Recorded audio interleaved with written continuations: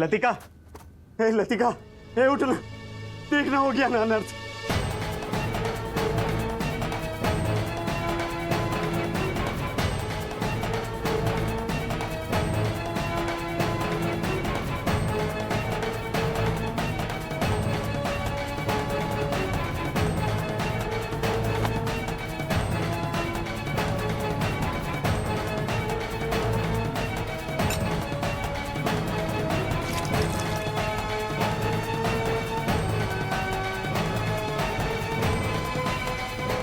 होश में लतिका, खोलो, खोलो दरवाजा, खोलो, खोलो, खोलो। ईश्वर से डरो, ये तुम सही नहीं कर रहे हो। इसके लिए मैं और हमारा ईश्वर तुम्हें कभी क्षमा नहीं करेगा, देख लेना।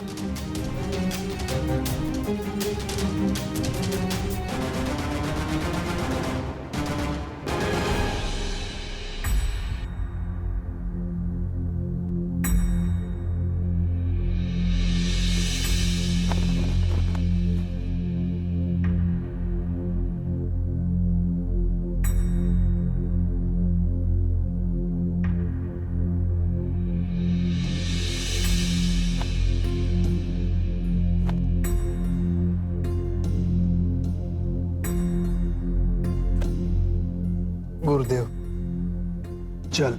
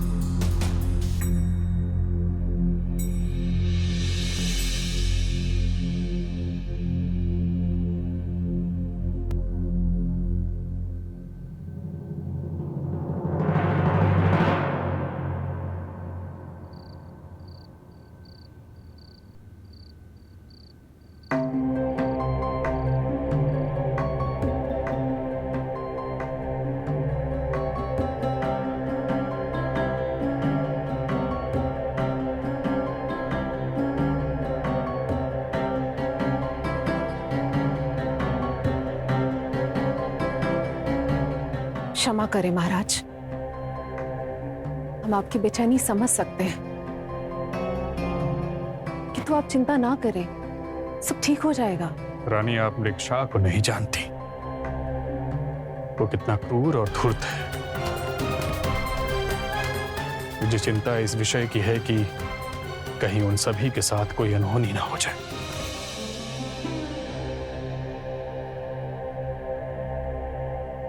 हे प्रभु दरियाशा, मेरे भाइयों की उस क्रूर बादशाह से रक्षा करना।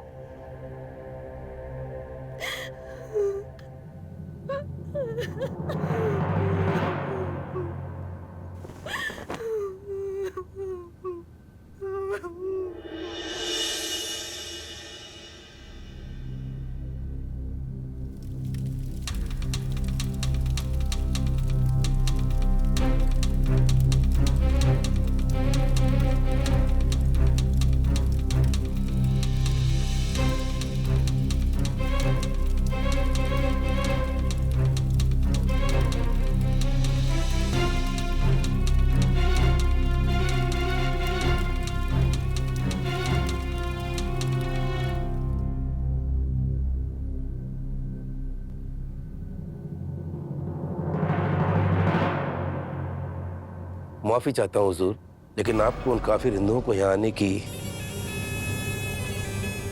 इजाजत नहीं देनी चाहिए थी। आप तो जानते हैं। भैया,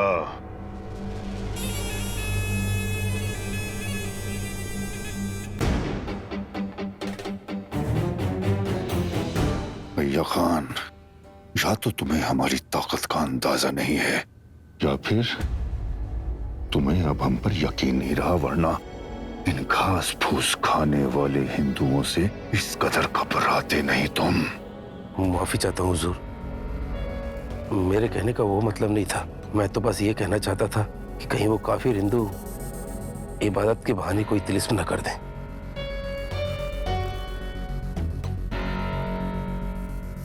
तिलिस्म? ये लोग अपनी भलाई के लिए अपने भगवान की इबादत करते हैं, वो लोग तिलिस्म क्या करेंगे। और रही बात हमले की, तो ये कौम तशादत से परहेज करती है, फिर हमें किस बात का खतरा। बादशाह सलामत। हुजूर, हम इन काफिरों को कैद कर गुलाम बनाकर भी अपने मजहब में शामिल कर सकते हैं, फिर इनसे ये बातचीत क्यों?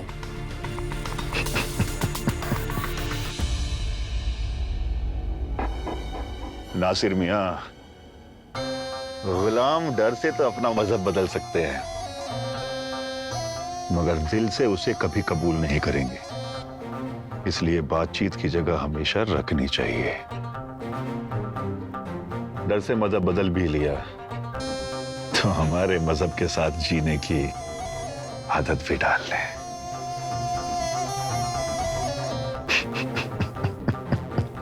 बादशाह हुजूर, हुक्म खुदा का, मर्जी आपकी हुई तो ये काफिर हमारे मजहब को दूर दूर तक फैलाएंगे। मुझे पूरा यकीन है ये काफिर हमसे भी ज्यादा कट्टर मजहबी बनेंगे। माफी चाहता हूँ हुजूर, जो मैंने आपसे सवाल पूछने की गुस्ताखी की, लेकिन मानना पड़ेगा हुजूर, आपकी दूर की नजर काबिल तारीफ है। हुक्म खुदा का, मर्जी मेरी।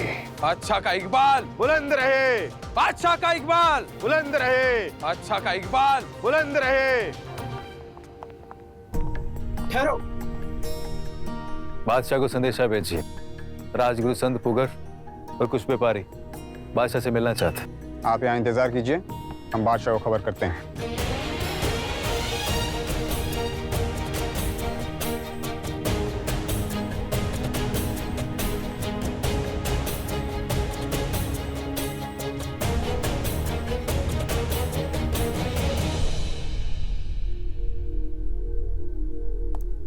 बादशाह का इकबाल बुलंद हो, कुछ काफिर बादशाह से मुलाकात की इजाजत चाहते हैं। बादशाह मसरूफ हैं, उनसे कहो थोड़ा वक्त इंतजार करें।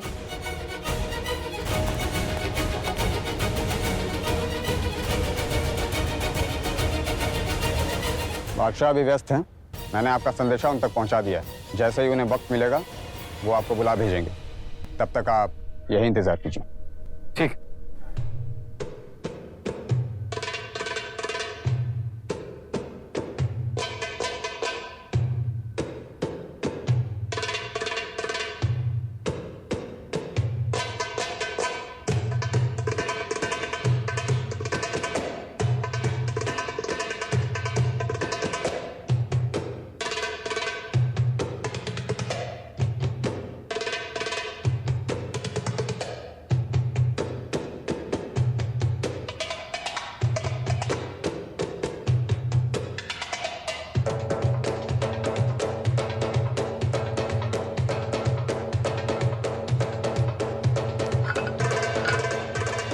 गुरुदेव, चल।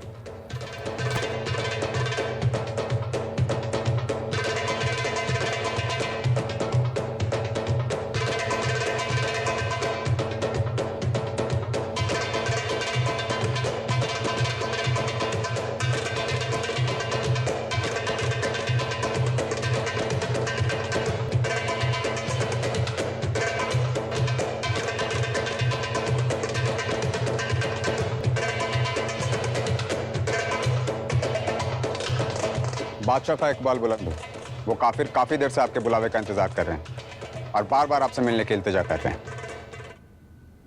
पहले उनका हाल बयां करो।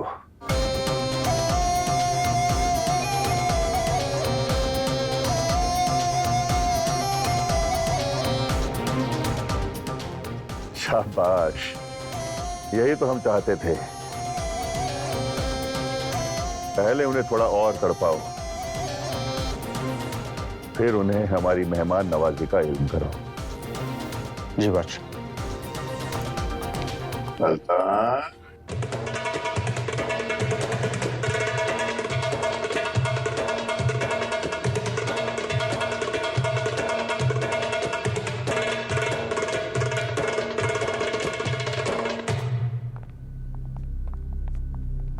और बादशाह के फरमान का यही इंतजार कीजिए।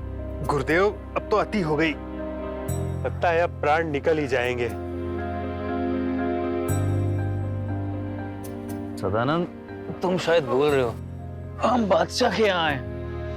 यहाँ किसी ने भोजन तो किया, पीने के लिए पानी तक नहीं पूछा अभी तक। मैं कुछ नहीं भूला प्रमुख जी, मैं तो ये साथ लाए भोजन की बात कर रहा था। किस भोजन की बात कर रहे हो तुम सदानंद? भाई शायद तुम भूल रहे हो, ये तो हम रास्ते में समाप्त कर चुके हैं।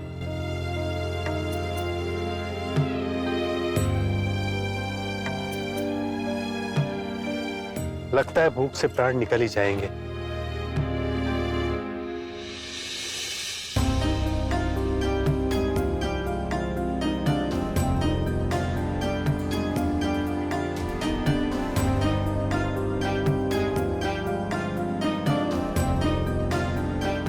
नाज़िर मियां, उन काफिरों को हमारी मेहमान नवाजी का इल्म कराओ। उनके खेमे में दस्तरखान लगवाओ। जी हुजूर।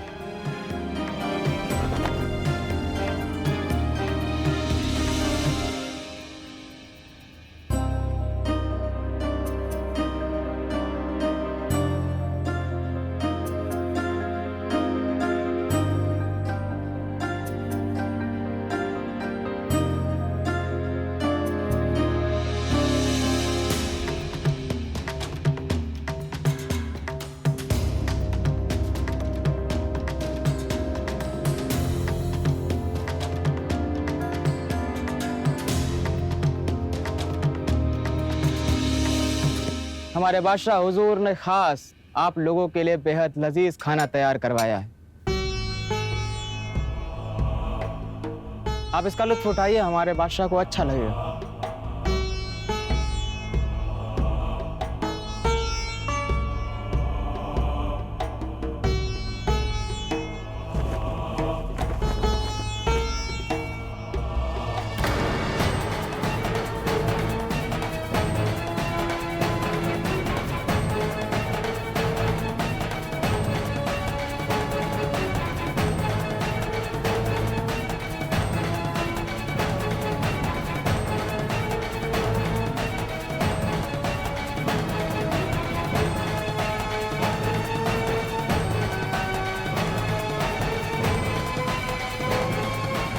आपके आदर सत्कार के लिए धन्यवाद, किंतु हमें भूख नहीं है, क्षमा चाहते। हमने यहाँ आने के मार्ग में ही भोजन कर लिया था। आप कृपा करके ये सब ले जाएं।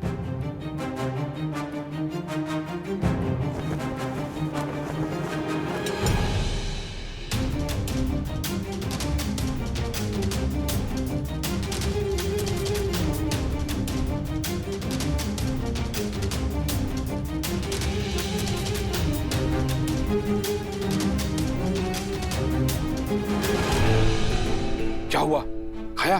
छोटे मौलवी साहब, उन्होंने कहा कि उनको भूख नहीं है। मांस देख के भूख चली गई होगी। सुनो सनी, बादशाह जब पूछेंगे तो कहना।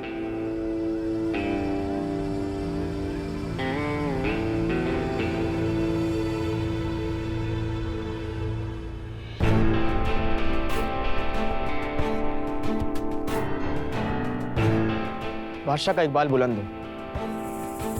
क्यों आए हो? ये क्या लेकर आए हो?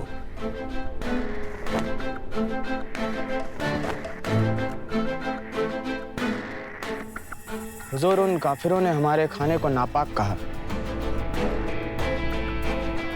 उन्होंने कहा कि वो हमारे दस्तरखान में बने हुए खाने को नहीं खा सकते।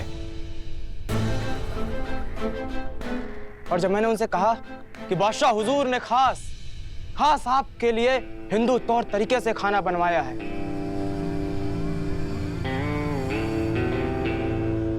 उनका जवाब था कि वो तुर्कों के यहाँ का एक अनाज नहीं खा सकते।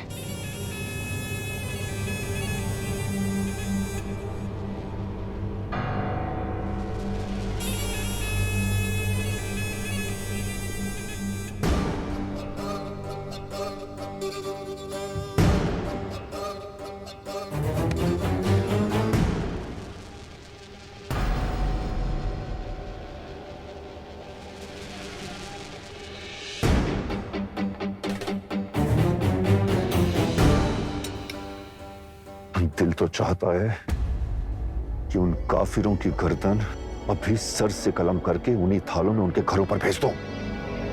हुजूर, बस आप एक बार हुक्म कीजिए, इन काफिरों का सर तन से जुदा करके आपकी खिदमत में पेश कर दूंगा। माफी चाहता हूं हुजूर, ऐसा करना ठीक नहीं है। चंद काफिरों के सर कलम करके हम कुछ भी हासिल नहीं कर सकते हैं। रियाया के फरियाद लेकर आए फरियादी को मारना भी अच्छा नहीं है। इससे हिंदुओं में बगावत हो सकती है। हमारा मकसद तो सिर्फ इन काफिरों को मजबूर करना है ताकि ये आपके खिलाफ गुस्ताखी ना कर सके। दुरुस्त फरमाया मौलवी साहब। भैया खान, ऐसा कुछ करो कि वो काफिर हमारे हुजूर में गुस्ताखी करने के लिए मजबूर हो जाए। हुजूर, और फिर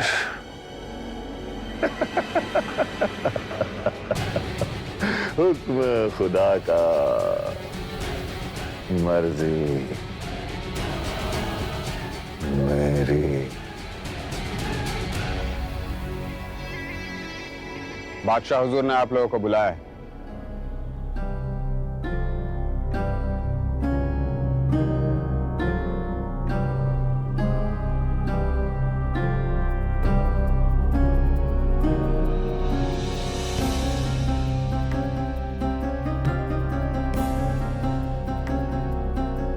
आप लोगों की तलाशी ली जाएगी।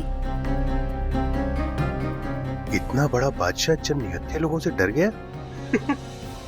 वो हमसे नहीं बल्कि प्रभु के प्रति हमारी आस्था और विश्वास से डर गया। उसे लगता है कि हमारे प्रभु कोई चमत्कार ना करते।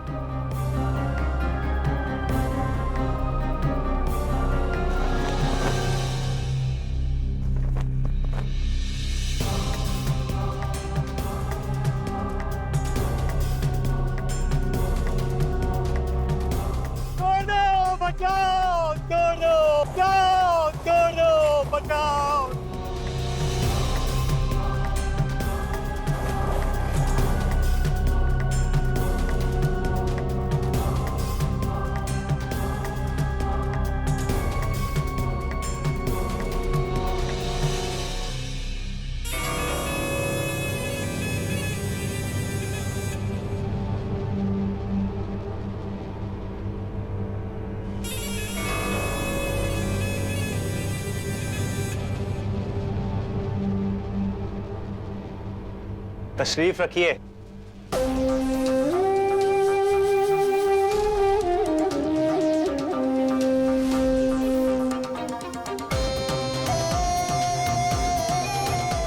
बादशाह के हुक्म की तामील की जाए।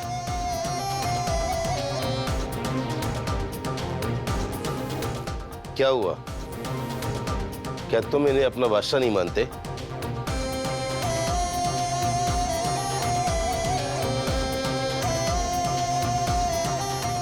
इन्हें बादशाह के सामने पेश होने के तौर तरीके सिखाए जाए और इन्हें जमीन पर बिठाया जाए।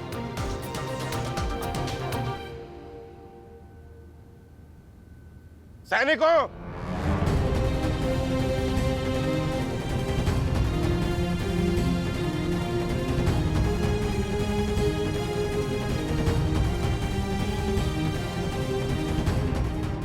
बादशाह, हम बैठने के लिए तैयार हैं।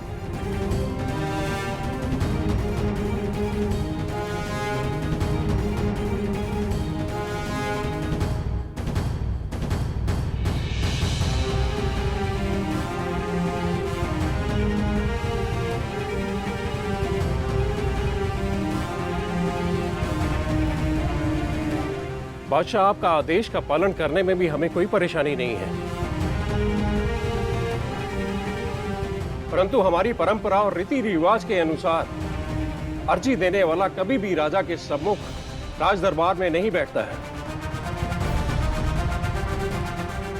क्योंकि राजा को हम भगवान के बाद में प्रथम स्थान देते हैं। इसलिए बादशाह सलामत, हम आपकी शान में सभी खड़े होकर आपका सम्मान बढ़ाना चाहते हैं, और यदि राजा के सामने अर्जी लगाने वाला बैठता है तो इसमें राजा का अपमान माना जाता है। इसलिए बादशाह सलामत, हम आपके सामने बैठकर आपका अपमान नहीं करना चाहते हैं।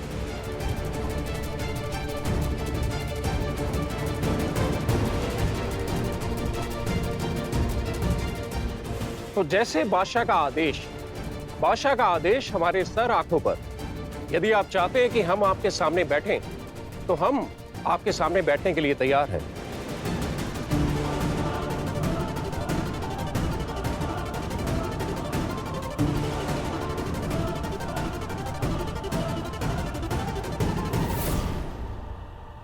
बादशाह सलामत,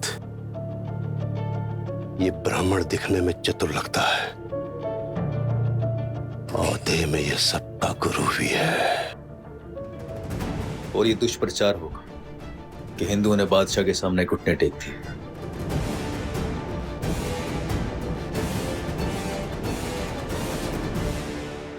मेरे बादशाह, सैनिकों,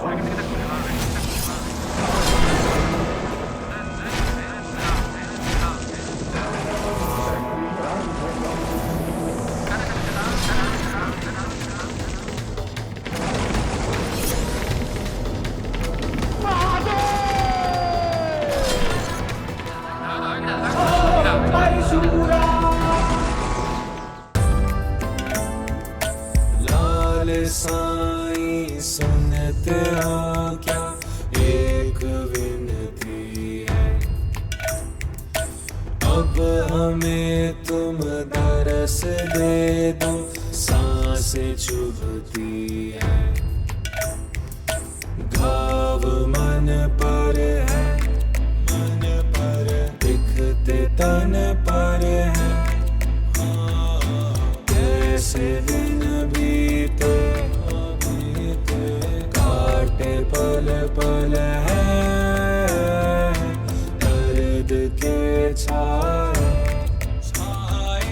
काले बदरा है, साईं झूले रटते हर क्षण है, कभी तो तुम भी सुन ही